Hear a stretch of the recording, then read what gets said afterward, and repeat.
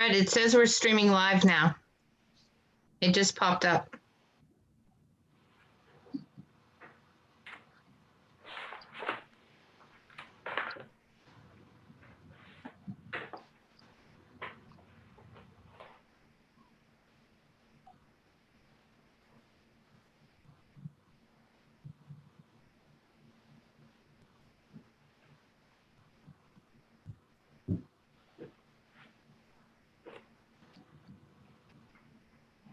Okay, thanks. All right, we're good. We're live. And it only took 20 minutes. Excellent. So we're good to go. We are. My name is Jason Perot, and I call to order the October 15th, 2020 meeting of the Groundwater Advisory Committee. Sorry for the delay. If you're looking at us in live streaming, we had a few technical glitches, but we're on track now. We're streaming and recording. Have some preliminary matter I have to get through first before we start the meeting. This is an open meeting of the Groundwater Advisory Committee being conducted remotely consistent with Governor Baker's executive order of March 12th, 2020, due to the current state of emergency in the Commonwealth due to the outbreak of the COVID-19 virus. In order to mitigate the transmission of the COVID-19 virus, we've been advised and directed by the Commonwealth to suspend public gatherings. And as such, the governor's order suspends the requirement of the open meeting law to have all meetings in a publicly accessible physical location. Further, all members of public bodies are allowed and encouraged to participate remotely. The order, which you'll find posted at the top of our agenda for this meeting, allows public bodies to meet entirely remotely so long as reasonable public access is afforded so that the public can follow along with the deliberations of the meeting. Ensuring public access does not ensure public participation. Unless participation is required by law, this meeting will not feature public comment or public participation. This meeting is being convened by the Zoom conferencing application. The link is provided on the agenda for live streaming. For the participants in the meeting, please note that the meeting is being recorded. You are on display on video. If you are not speaking, you may wish to mute your microphone so that any additional sound does not disrupt the meeting. In terms of the way the meeting will be conducted, we'll cover some ground rules. I will introduce the items on the agenda, and the presenters will make their presentation. After the presentation is complete, I'll poll the members of the advisory committee for their comments, questions, or motions. Please hold until your name is called. Please remember to speak clearly and in a way that helps generate accurate meeting minutes. For any response, please wait to be recognized by the chair before speaking. And if members wish to engage in colloquy with other members, please do so through the chair, taking care to identify yourself and to wait being recognized before speaking. Because this is a remote meeting, all votes will be taken by roll call. And just to check on the access of all the meeting members, we'll just go down the line here quickly. I'm Jason Perot, chairing this meeting and a member of the Board of Selectmen. We also have Amy Paretsky, Planning Board. Here. We have Teresa Capobianco, Board of Health. Present. We have Brian Furman, Water and Sewer Commissioner. Present. And we have Diane Goldner, Conservation Committee. Present. Also with us is Town Engineer Fred Litchfield. And our transcriber of minutes, Melanie Rich, is monitoring this meeting. And with that complete, I think we're ready to move on to the first agenda item, which is to consider the continued petition of NB Real Estate LLC for site plan approval and a special permit per Groundwater Protection Overlay District to reconstruct an existing building at 56 Hudson Street, map 54, parcel 84, in the downtown neighborhood district and located within Groundwater Protection Overlay District Area 3. The applicant is NB Real Estate LLC. Representatives tonight here are Matt Pisani from Maytech, and Randy Waterman of WDA Design Group. So, Fred, would you care to introduce the topic? Sorry, you're muted, Fred. Got it. This is a continued hearing.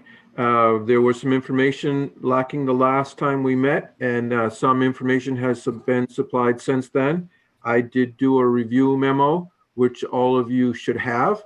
The applicant did receive the review memo and sent in some additional documents today. And I'd like to have Randy Waterman run down his responses to each of the comments. There's an additional map showing the rain garden that I did not see on the original site plan that we had. So that came in today, and perhaps Randy could walk us through how the drainage system works and then run through the letter with his responses, if that's okay with you. That sounds fine.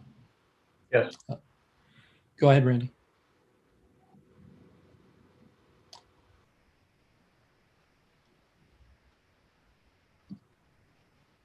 Hello? Hello, Randy. Yes, you can proceed to Can you hear me? present. Yes, we can. All Can right. you hear us, Randy? All right. As Fred mentioned, what's that? Yes, go Can you ahead. hear- Yes. You can? Okay. Yes. As Fred mentioned, this was a continued meeting from September 8th. At that time, we walked through the proposed plans and addressed as many questions as we could. And there were still a couple items that were missing from our application at that point in time. I believe since then we have completed that list of missing items and submitted those. And I think Fred has had an opportunity to look through the two main things on our end were the stormwater report and the operation and maintenance plan. And we have submitted both of those. And I believe a couple of his comments from Tuesday indicate that the calculations demonstrate there's a reduction in runoff.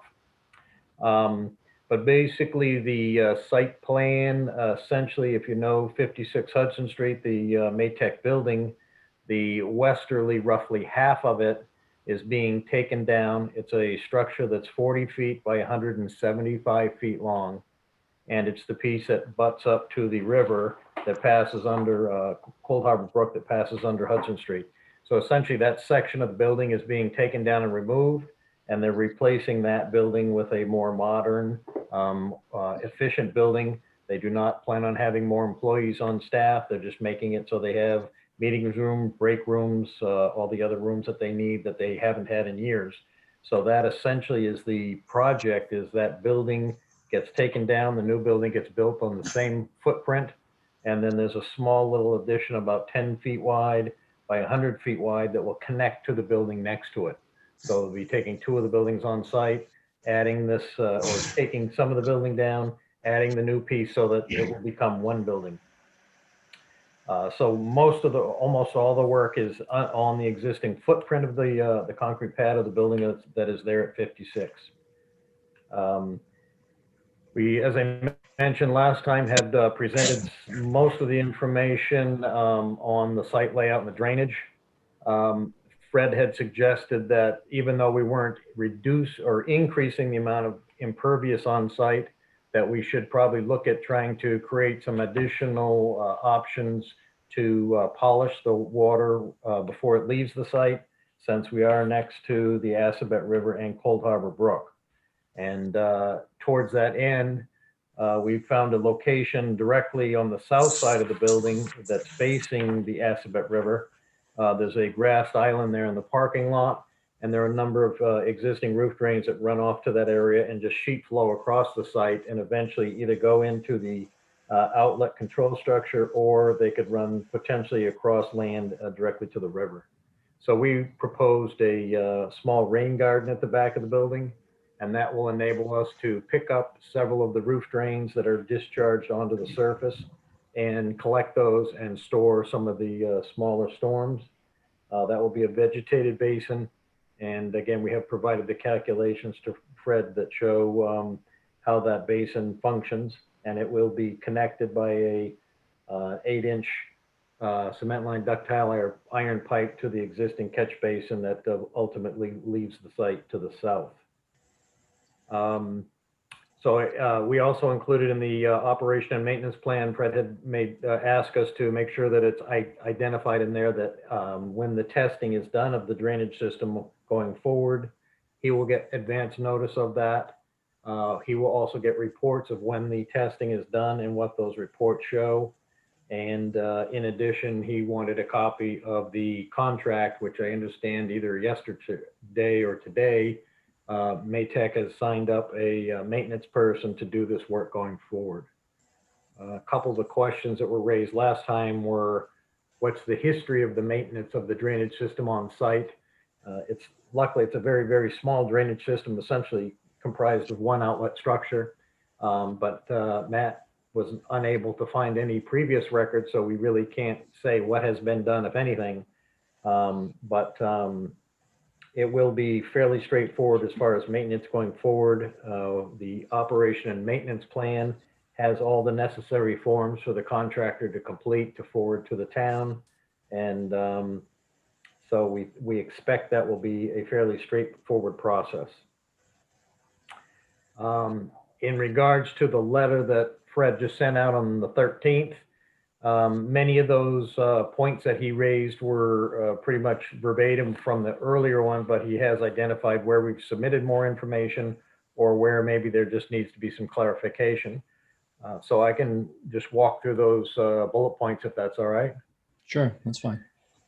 So the first item has to do with the procedures for issuance of a special permit under the Groundwater Protection District, and there's a list of 5 items on in your bylaw. Maytech has indicated to us that they have complied with the first section, which is a complete list of all the chemicals that they use on site. It's actually a very small volume of chemicals. Total volume is 157 gallons. They don't use hazardous materials or have any hazardous waste on site at all. They have talked to the fire department. The fire department suggested that they create a location in the building where they could have flammable material storage in 30-gallon drum or 30-gallon containers. They have identified that location in the building. And so the first 2 questions I think that were raised had to do with them reporting to the town.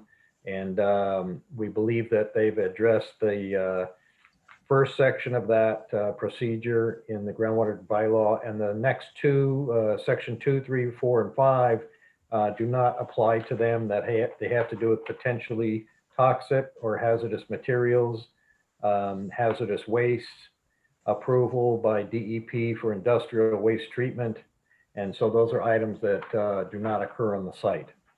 So they've indicated, and that we concur that they've provided the information required under that first one. And the second paragraph, Fred's comment was about the containment cabinets, and they have discussed this with the fire department. They are proposing 3 30-gallon flammable material storage cabinets, and that is noted in the brief response that I was able to put together and get that to you just today. The third item on the list had to do with the drainage system, and in Fred's comment, he indicates that the new stormwater calculations do include the net runoff reduction that he was looking for. There's less than 15% new impervious, essentially none, and they do not increase the existing impervious on site by 40%. And he was looking for some more detail on the water quality rain garden, and in my response, I mentioned that the rain garden, there was a plan that is in the O&M plan. It's a 11 by 17 design plan, shows the grading for the rain garden, shows the outlet structure, its location, how the pipes are connected to it. So that is already in the O&M plan that we submitted several weeks ago on the 24th of September. Number 4 of his comments he requests that we indicate floor drains. There are no floor drains in the building at this time. There are none planned. So that seems like that has been addressed. There was a question about containment in that question as well. Containment might be required if a sprinkler water could potentially mix with any chemicals. But again, if the chemicals are kept in these containment structures and there happened to be a fire and the sprinklers went off, then they would automatically be separated so they could not commingle.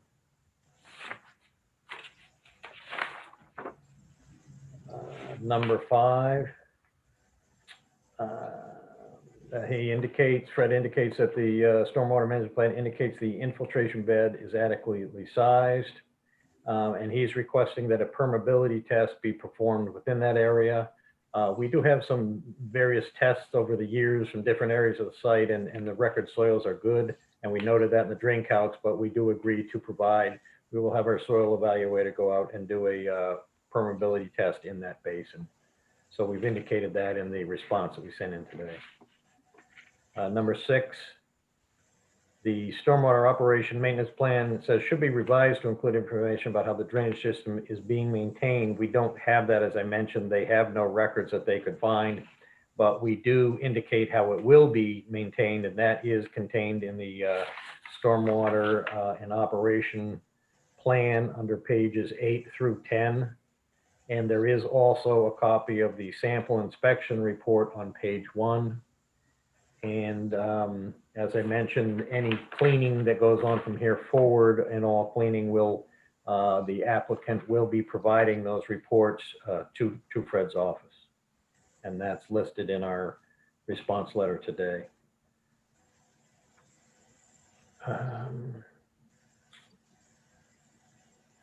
Item number 7 was Fred wanted to make sure that the operation and maintenance plan, requires notification to him, and that the reports come to him, and that all off-site material is removed from all material removed from the drainage system is disposed of off-site, and we have that is included in the stormwater plan currently. That is page 7, paragraph 4 includes that information. And again, we are committing to that in the written response that we provided today. Item number 8. He had indicated the project will require a permit to be filed with the Earthwork Board prior to the start of any earth moving. And I guess that one I replied saying we agree to submit an earthwork application, but I added if applicable to this project. And that's sort of a question I had for Fred. In looking at just the general earthworks definitions, it sounded like that is removing material or moving material around on the site and removing it from the site, which we won't be doing for this project. So I was just questioning if an earthworks application is actually required based on the fact that they're building over the existing concrete, and essentially the only earthworks are the rain garden. And I don't know if that's something that we want to discuss now, or if that's something we can address after. We can talk about it after if you like. You're going to build on the same foundation? Yes. Okay. Yep. The requirement for the earthwork permit is if you're going to disturb, whether it's remove or bring in more than 100 cubic yards. If you're building on the same footprint of the foundation, you will probably be under that limit. Okay. Okay. And that's why I said we agreed to do it if it's applicable. And I just want to clarify once we had that opportunity. But the only earthwork that's happening is the rain garden. Okay. It wasn't clear to me you're using the same foundation, so. Okay. All right. Question number 9 was that we will require a permit from the Concom, and we understand that. We are working on the notice of intent application as we speak. We kind of want to get through a certain period of, input from the board. We've been through design review and now the groundwater. This is our second meeting. So we just wanted to get enough input. So if we were going to file a notice, we didn't file it and then have to go back and amend it immediately. So we are working on that application as we speak. Number 10 was really stating that non-conforming uses can be allowed as they are allowed under the underlying district. And I think Fred's comment was that this applicant should be allowed this special permit as a use, has been at this location for almost 20 years. So we just listed that as no response from us, I presume. Question number 11 had to do with, does this project or this property equate to a commercial or industrial activity which involves as an accessory use, manufacture, storage, application, transportation, or disposal of toxic or hazardous materials? And we don't believe it does. It's a machine manufacturing facility as a primary and accessory use. And so therefore we would not believe it would qualify as commercial or industrial activity. And they don't use any storage, transportation, or application or disposal of hazardous or toxic materials. Well, hang on. Yep. The fact that you have 157 gallons of material that needs to be stored in a cabinet means that you're storing something. Correct. So that's where I assume that triggered that clause. Yeah. Well, none of those are toxic or hazardous materials. They're using some of the machinery stuff they use. Is Matt still on? That he? Yes, I am. Yeah, I mean, a lot of that is typically household stuff, paint, which we are going to put in the cabinet anyway. The only thing out of the ordinary household uses is the machine coolant we have, which has not a toxic substance. That's the only thing we have in true volume here. And I think the other thing is that section is specifically for expansion of existing next one, section number 11. That's for commercial or industrial activities which involve accessory uses for the manufacture, storage, and so forth. I mean, their primary use is machine manufacturing, so it doesn't seem logical that there's an accessory use going on that has to do with chemical use on the site. I can talk to the building inspector a little bit further and the fire department, but it's been my understanding that if the storage of chemicals is required to provide you the ability to do the primary use, then the storage of chemicals is an accessory to the primary use, and therefore that generally triggers that condition. It really is covered by the fact that you have the appropriate cabinets. I was just looking for more detail about the cabinets and the location within the building so we can get it on a plan that's of record and the fire department would have it as well as anybody else in the town hall. Okay. So typically, when you have chemicals that you need to perform the primary use, that's the accessory, storage is the accessory use. That's the way we've looked at it in all the other cases, and I think you're covered, but I believe you are required to have that. Okay. All right. Thank you for the clarification.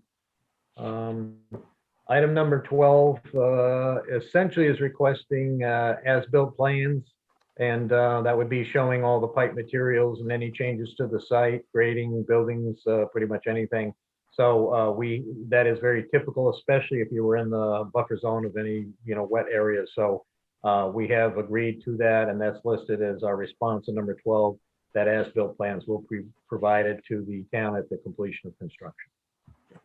You would be required to provide that as-built plan to the Conservation Commission as well. The same plan for both should be sufficient in the end. Correct. Can I, are you done, Randy? Yes. Could I go back to a couple of comments that you made? Yep. One is in the first one where you said that you addressed the 1 and 2 and 2 through 5 weren't applicable. I think that's correct, except for the fact that item number 5 requires a statement by a qualified expert that you're not going to do any damage to the underlying groundwater. That's typically provided by the person who does the drainage analysis, and they provide some statement. I didn't see that in your stormwater report from the engineer who stamped the calculations, and that would be required and should be submitted along with it. As long as you meet the state stormwater management guidelines, which you do, and that is stated, you just need one more statement that says, I certify that we will not degrade from the initial groundwater quality with the use of the property as designed. Okay. So it's a simple enough statement for Mr. Scotchy to provide. I got you. Okay. And then I would still like to see the details on the cabinet and the location within the building. And then was the rain garden plan part of the stormwater analysis? I didn't see it in my package. Yes, it's in the operation and maintenance plan, maybe fifth or sixth page down. That's there's a USGS map, and it's the sheet right after that.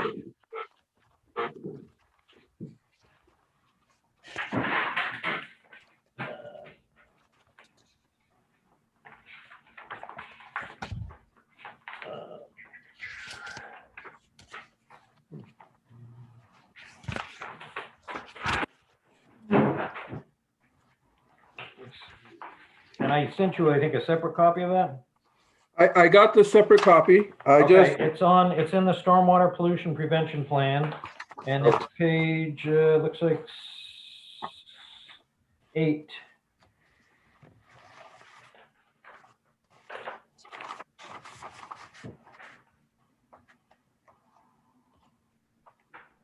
So there's a USGS map, and it's the next sheet. I see it now. Tucked it right in there. Okay, sorry about that. No problem. Just to confirm, everything that Randy said is true. It's in my memo. The stormwater calculations do meet the regulations. They do not provide an increase in volume or the rate. I'm satisfied with that. I guess that there's just a couple outstanding issues are the qualified expert statement, the information about the containers, and then and where they're going to be within the building. A footprint is fine. The fact that there's no floor drains helps. The fact that they're connected to the town sewer, that also helps. Everything else seems to be appropriate as far as I'm concerned, and I guess perhaps we can see if the committee have any other questions besides the stuff that I pointed out. Great. Thank you very much, Fred. Members of the committee, any questions? I have one. Yes, Diane. In the rain garden, where is that? Will there be water flowing out of that into the river?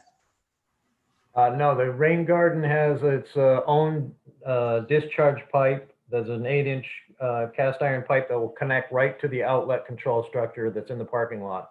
So we'll go there, get treated before it leaves the site. Okay, thank you. Thank you, Diane.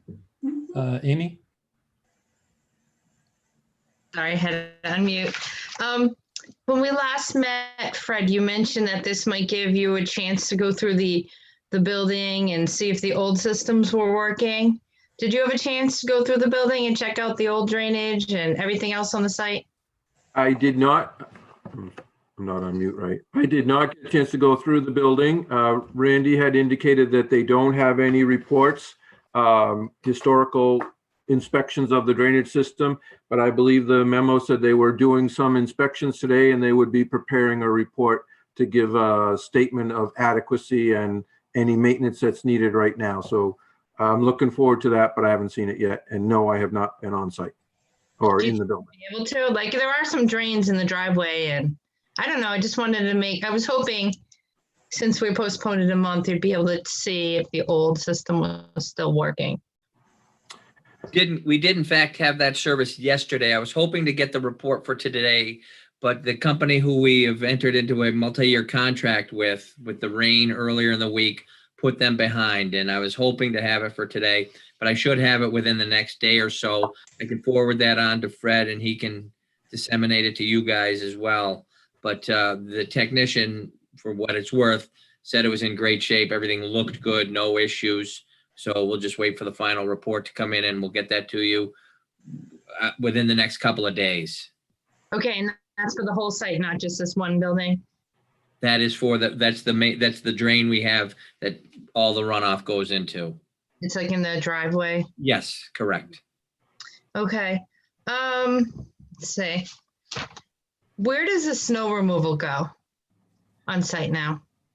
It's pretty much, the majority is pushed to the edges, but it'll probably wind up where the rain garden is. Okay, I was just wondering, because I did read the stormwater management report and it mentioned maybe looking at sand versus salt. And I'm just running this by you, Fred, too, because a lot of your decisions sometimes state if there's any outside salt, to keep it covered. I'm just thinking because the river's there. I didn't know if you push the snow towards the river with salt or sand. There's basically a natural occurring berm that protects the river from that. I don't know the exact elevation, but it's got to be 3 or 4 feet from the driveway to the berm to get to the river. So most of the snow we have comes toward the building in the area that will now be the rain garden. Is that okay, Fred, if the snow goes on the rain garden? Or is that what it's supposed to do? Yeah, I mean, the rain garden's not that big, so it can't actually accommodate that much snow. The rain garden's not there today, and so I assume that's where they pile up the snow now. There's not a lot of snow removal for the site itself. Their parking lot is really across the street, so there's not a whole lot. It's not like a massive parking lot for a larger warehouse type facility. There's just a small area in the back where they get to that, what I would consider the newer building, the 35-foot high building, where they get in and out. Everything else is pretty much across the street. So I don't see it as a problem the way it is right now. There's a little space there, but they're gonna chew up some of that with the rain garden, and small storms can be stored there. It does run through a water quality separator before it gets to the river. And the plants in the rain garden are designed for that kind of uptake.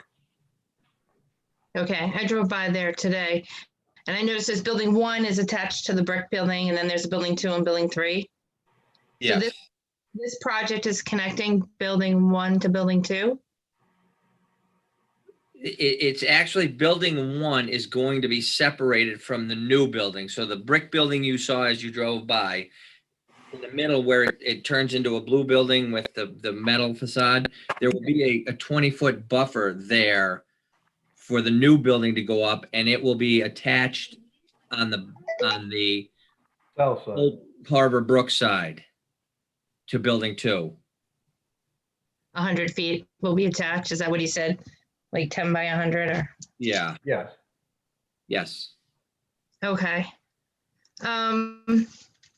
I noticed there's like some 55-gallon blue drums. I think, is that the coolant you're talking about? Yes, those are empty cool barrels that we're waiting for. We Safety Clean takes care of all of our old coolant, and they need to pick those up. Now, is that okay, Fred, with Groundwater to have the drums outside, or should they stay inside until they're picked up? If they're empty, it shouldn't be a problem for them to be outside. They're not Okay. actually storing anything. All that there is the metal container if they're empty. And those are the drums that will go in the storage containers inside?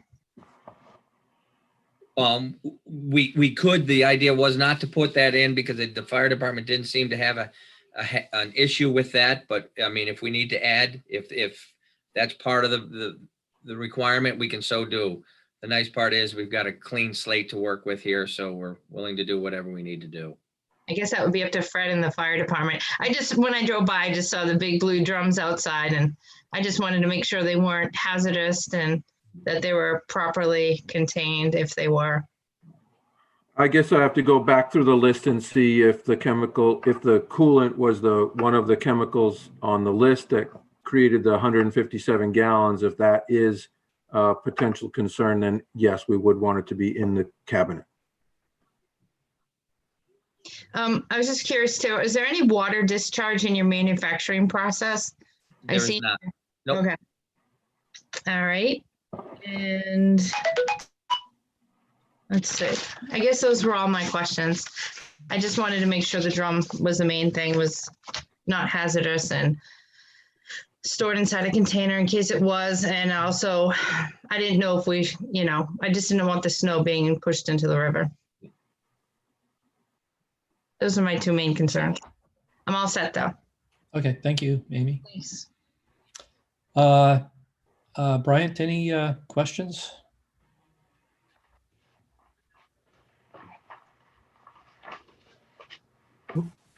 I'm fine. I'm satisfied with what was presented. Okay, thank you. Teresa, any questions or comments?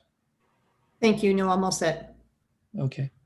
I guess I just had one question. You're talking about this new section that's being added to kind of mate two of the buildings together. Is that right? Yes, And that's a 10 by 100 run, yes. but that portion is or is not over an existing foundation. That is not over the existing foundation, but that area has been covered with like a foot of crushed stone for years, and also there's some concrete walks in there.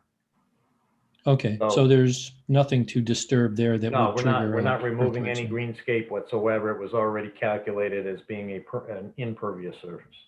I see. Okay, thank you. That takes care of my question. Can I just expand on that a little bit, Jason? Sure. Randy, you're not going to dig anything there to put in the footing for that connection, or you're going to build it right on top of what's there? I don't know, Matt, I don't know if that's something you can answer, Matt, as far as if it's just the building overhang in that area, or if they're pouring a new foundation in that area. Either way, there's no greenscape that's being removed There's no greenscape. There will be a slab poured in that location. in that But rectangle. where we separate the two buildings, we give back some space. So I think based on Tom Reardon's calculations, it's a few hundred feet that we are now adding, I guess the word would be. My concern goes back to the earthwork board. If Randy could just do a calculation on the volume of material that's going to either be removed or brought on for the establishment of the footings and the foundation, whether it's that slab, 10 by 100 foot deep would be 1,000 cubic feet, and you'd be over the 100 cubic yards. Just would like to have Randy provide some kind of calculation to verify you're above or below the 100 cubic yards, so we can make sure that we're getting the requirement for the earthwork permit or not. Okay. We can do that. You'll probably need to do that at some point, before you get to conservation anyway. Correct. Yes. Okay. Amy? I just had a quick question. I know it's late, but I wanted to review the original decision, or Fred review the original decision, just to see what the conditions were on the original building, to make sure that those are added to any decision that we might have now. Like there could be we don't have a copy of the original decision for 56 Hudson Street in their groundwater decision. I was curious, and I emailed Fred, but it was too last minute for him to get it for me. But I did notice on the deed that was included with the application, there were 5 restrictions, and that's what got me start thinking about 56 Hudson Street and any other conditions that were put on the decision before, just to make sure that they're included with the new decision.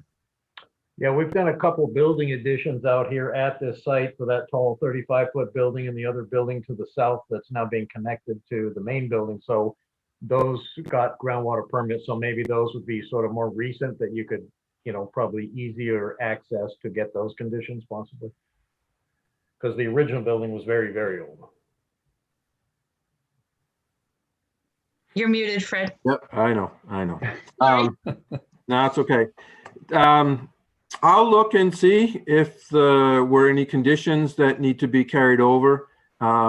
We can recommend, if the committee is inclined to make a recommending approval, we can just ask that the new decision be not replacing any old decision, but supplemental to, and therefore the conditions that are in place would be continued on, unless Randy or Matt have some objection to that, if there's some condition that you found onerous or not applicable. But it seems that would be the simplest way to make sure what you want to have accomplished, taken care of. But I will review the old decisions. I actually don't recall having them come to groundwater in the past, but it was at least 10 years ago. So maybe I just forgot. And I just saw Matt nodding his head. So I think, yes, we're in agreement that makes sense. Okay. All right. If that's okay with the committee, that'd be fine with me. Very good. Any final questions? Amy and Teresa, I can see you, so you can raise your hand if necessary. No? And Bryant, any further questions? No, I'm fine. Thank you. And Diane, any further questions?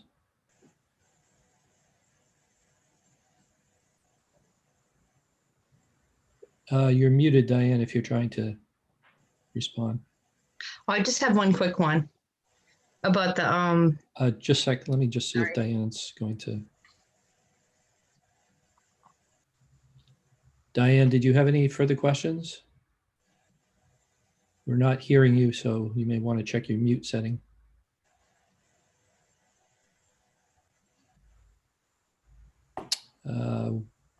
Let's move on to Amy then. Amy? at the beginning with the presentation, it was mentioned there's a maintenance person that's going to go forward and work for Maytech to do all your biannual, like in the stormwater, the sweeping and the cleanouts.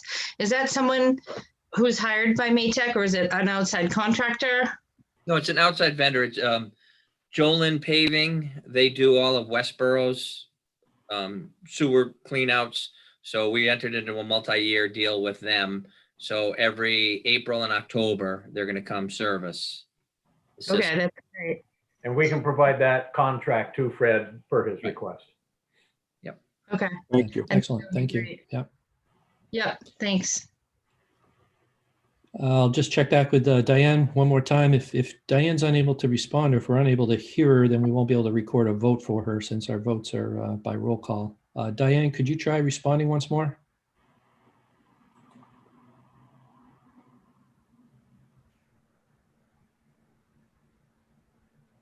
We're not hearing anything on this end, Diane. I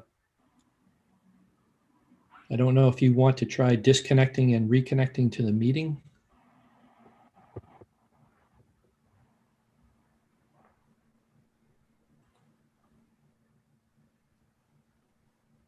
Fred, do you have a phone number for Diane? I do. Want me to give her a call and tell her she's not connected any longer? Yeah, could you do that, please? You can put yourself on mute. Yep. Give me 1 second. Thank you.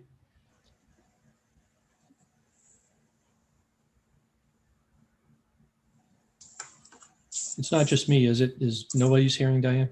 No. Okay. All It's right. entirely possible, you know.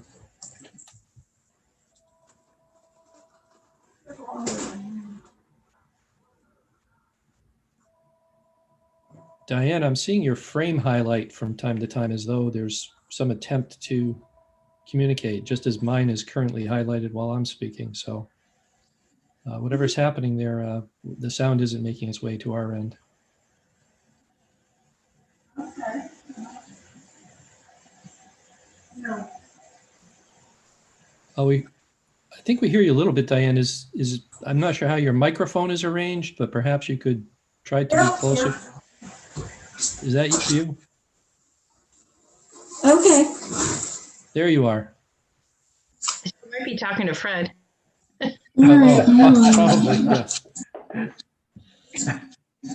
Okay, I just can. All right. Yeah, everything fine. There you go. Hello, I assume you heard Diane.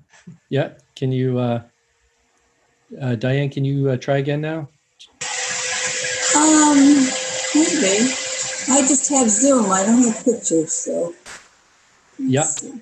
Okay. I think we're getting some background noise or something that's coming through here that may be causing a complication, but we can hear you now, so that's good. Okay. Did you have any questions or anything, Diane? No, I did not. Okay. If there's no further questions, Fred, do you want to walk us back one more time with the conditions that would apply to a recommendation to approve? And you'll have to unmute, Fred. Yes, here I am. Sorry about that. Okay, so the items in my review memo, most have been responded to by Randy. Some did not require response, but should be added as conditions. So I will. I would recommend that you have the applicant submit the statement by a qualified expert as required in section 5 of the bylaw under 707-010D4A1-5. And then I would also recommend that you require him to provide details regarding the cabinets that will be used to store any chemicals and the location within the building. Perhaps the floor plan could indicate where they are stored in relation to doors and things like that. So the fire department knows where they are if they have to go in an emergency, and we have a record of it. Let's see. The rain garden is appropriate, as shown. The operation and maintenance plan, We have to do the perk test in the rain garden. it's a permeability test, but yes. Yep. Somewhere where it can verify the infiltration rate of the rain garden as well as the existing infiltration system. They're very close to each other, and I assume the soil's fairly consistent. You may need two.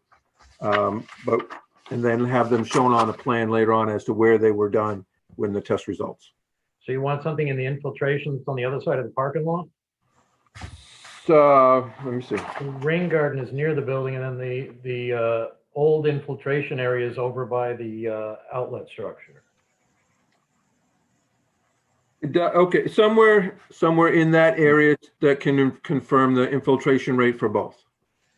Okay. It doesn't appear to be too far apart. It looks to be about 50 feet from the rain garden itself to the connection to the catch basin or the infiltration structure. So you should be able to get something. If you need to do two, that's fine, or one that's in between, but one that can confirm both. Okay. We can take a look at it. I'll come out if I'm available. Okay. I'd like to see the soil, make sure it's fairly consistent to what was described in the report, the soil classification. Okay. Fred, can you check drains while you're out there in the report that's coming back? I expect that the report will be here before we go out to do a permeability test. Permeability test is generally required before you get your building permit so that we know that you can build and still meet the drainage system. I would recommend doing it sooner rather than later. Yeah. Just because it may not be till spring by the time you get around to building, but I don't know. Depends on how long the whole process takes to get your final approval. Yep. I feel confident that you're going to approve that the old system is working. I have not. I go by there all the time, and I have never seen any ponding or puddling there that was concerning. I'd be surprised. Generally, when applications are within a groundwater area, the soils are pretty good. That's why they're in a groundwater area. So usually they're fairly sandy and fairly pervious. So I expect that as long as the parking lot's being maintained and there's not a lot of leaf litter getting into the system to clog it up, it should be fine. And again, this area is pretty well utilized, and I've never noticed any ponding in that area, although I don't go by there on a daily basis. Did you indicate that the O&M plan was already amended to include the reports to come to the town? Yes, that's correct. Okay. Yeah, it's And on then page 8 and 10. Yeah, I didn't Oh, see actually, it. yeah, on page 7, paragraph 4 of the O&M is where it talks about notification to the town engineer. Page 7, paragraph 4.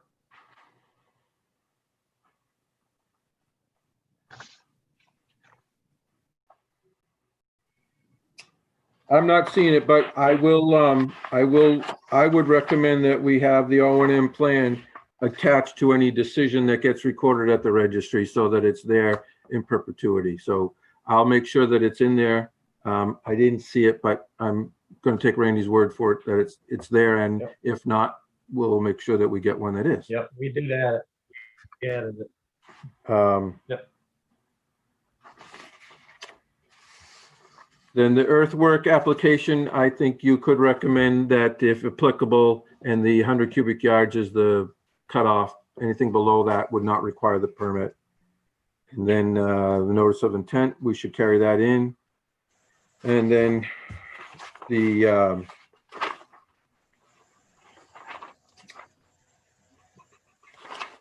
as-built plan, we have some specific requirements and they're outlined in the paragraph.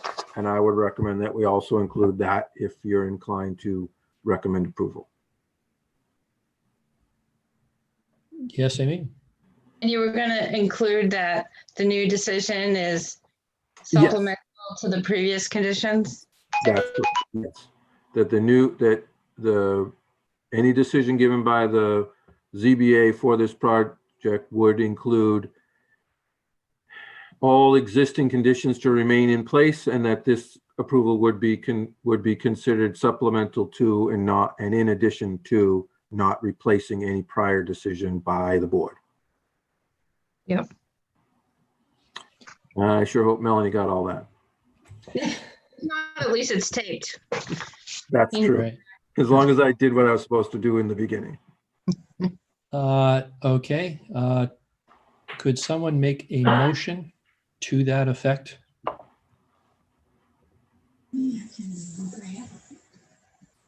I'll make a motion that we approve the application for 56 Hudson Street, map 54, parcel 84, and all the conditions that Fred just mentioned. Very good. This is a recommendation of approval, right? Recommendation. Yeah. Our, Do I have a second? Second. Moved and seconded. Moved by Amy, seconded by Teresa. This is a roll call vote. Diane, I approve. Bryant, Aye. Teresa, Aye. Amy, aye. and I will also vote aye, Jason. So carries unanimously. Recommendation of approval. Congratulations. And we wish you well in the Thank you. remainder of the process. Thank you all. Okay. Thank you. Good luck. Good. Appreciate you. it. Thank you for your help. Yep. You're welcome. Good night. Good night. Good night. Thank you.